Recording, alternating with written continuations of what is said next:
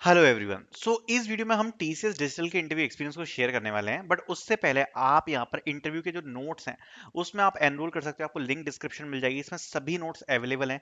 ये आपकी प्रिपरेशन में बहुत ज़्यादा हेल्प करेंगे। यहाँ पर आपको एक ई बुक भी मिल जाएगी, ऊप्स के नोट्स हैं, प्रोग्रामिंग के नोट्स हैं, एसटीएल कलेक्शन फ्रेमवर्क के नोट्स हैं, एचआर क्वेश्चंस आपको देखने को मिल जाएंगे, DSA theory, project based question, CS fundamentals, SQL queries, computer science, coding sheet, सब कुछ आपको मिलने वाला है। There are lot of things to prepare.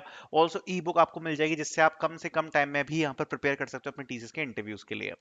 Link इसकी मिल जाएगी डिस्क्रिप्शन में। आगे चलते हैं वीडियो की तरफ। Hi everyone. इस वीडियो में बिल्कुल लेटेस्ट टीसीएस डिजिटल एक्सपीरियंस मैं आपके साथ शेयर करने वाला हूं।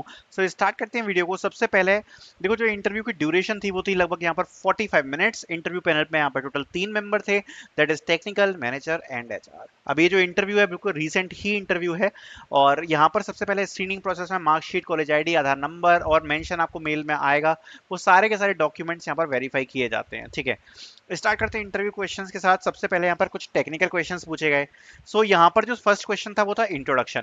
अब इंट्रोडक्शन में तो आपको पता ही है, आपको अपने बारे में सब कुछ बता देना है, आपने किन चीज़ों पे काम किया है, आपकी मतलब जो भी अच्छी अच्छी चीज़ें हैं आपके बारे में, जिससे आप इंप्रेशन अच्छा कर सको अपने सामने, इंटरव्यूअर के सामने। वो सभी चीज़ें आपको मेंशन कर देनी है in introduction. Then they asked about, tell me about your project. So the project was around KNN algorithm, और इसके थ्रू कुछ डिटेक्शन का प्रोजेक्ट था फॉर द कैंडिडेट। अब इससे आपको समझ में आ जाएगा कि आगे के जो क्वेश्चंस थे वो कैसे रिलेट करते हैं। ठीक है, तो they ask tell me about your project. तो प्रोजेक्ट के देखो बताने का एक फ्लो होता है।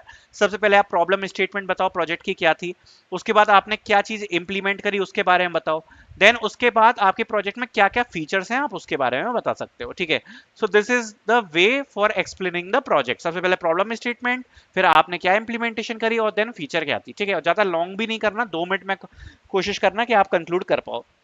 देन उन्होंने नेक्स्ट क्वेश्चन पूछा, why you used KNN in your project. ये पूछा कि केएनएन एल्गोरिथम आपने क्यों यूज करी।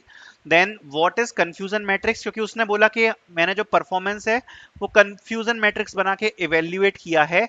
देन दे आस्क कि अच्छा तो कंफ्यूजन मैट्रिक्स होता क्या है, जरा एक्सप्लेन कर दो। Then they asked how you choose K in KNN. मतलब के एन एन में जैसे अगर आपको पता हो तो के हम यूज कर सकते हैं, कुछ ना कुछ वैल्यू चूज कर सकते हैं, लाइक के इक्वल टू 3, के इक्वल टू 4। तो उन्होंने पूछा कि अलग अलग वैल्यूज कैसे इसकी चूज करी जाती है, और के की वैल्यू से क्या क्या इफेक्ट पड़ते हैं मॉडल पे। अगर हम के की वैल्यू को बढ़ाएं या के की वैल्यू को घटाएं तो इससे क्या इंपैक्ट पड़ते हैं मशीन लर्निंग मॉडल में। उन्होंने ये क्वेश्चन पूछा। Then compare KNN with naive Bayes. अब नाइव बेस भी एक एल्गोरिथम ही है मशीन लर्निंग की। उन्होंने बोला कि नाइव बेस के साथ इसको जरा कंपेयर करके बताओ।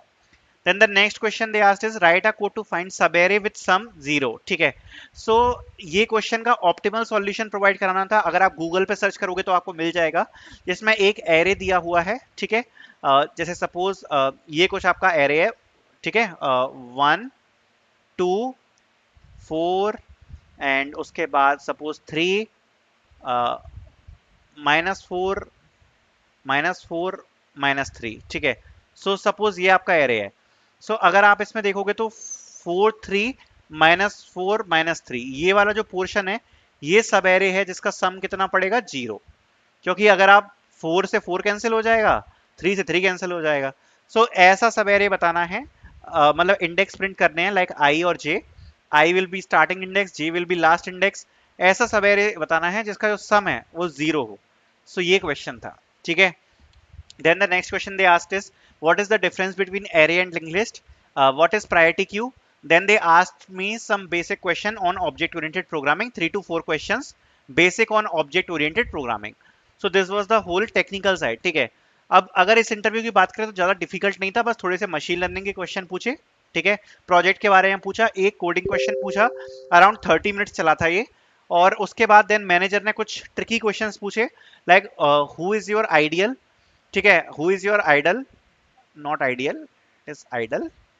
Then 3 qualities of good developer. This was a like little bit tricky question. इसमें लड़के ने मुझे बताया कि मतलब थोड़े से उसने क्रॉस क्वेश्चंस करे कि मतलब जो गुड डेवलपर होता है इसमें क्या स्किल सेट होना चाहिए, क्या चीजों पे उसको ज्यादा फोकस करना चाहिए। तो थोड़ा सा डिस्कशन हुआ इस चीज के अराउंड, इस वाले क्वेश्चन के around.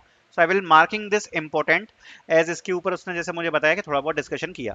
Then what is the future of ML and what contribution will you do in ML projects in TCS. So TCS में जो मशीन लर्निंग के प्रोजेक्ट है उसमें तुम क्या कंट्रीब्यूट कर पाओगे, ये क्वेश्चन पूछा, ठीक है। देन वही एचआर के जनरल क्वेश्चंस, वही शिफ्ट रिलोकेशन वगैरह, ये सब थोड़े जो बेसिक क्वेश्चन होते हैं वो पूछे गए। तो अगर आप इस ओवरऑल प्रोजेक्ट इंटरव्यू की बात करो तो इसमें मशीन लर्निंग एज सच, क्योंकि उस पर प्रोजेक्ट है तो उस पर क्वेश्चन पूछे गए, प्रोजेक्ट रिलेटेड क्वेश्चन पूछे गए, एक कोडिंग क्वेश्चन और 3 से 4 क्वेश्चन ऑन ऊप्स, ये सब पूछा गया, और कुछ situation based question in manager. So this was the whole experience. I hope you guys will enjoy it. Thank you so much for watching.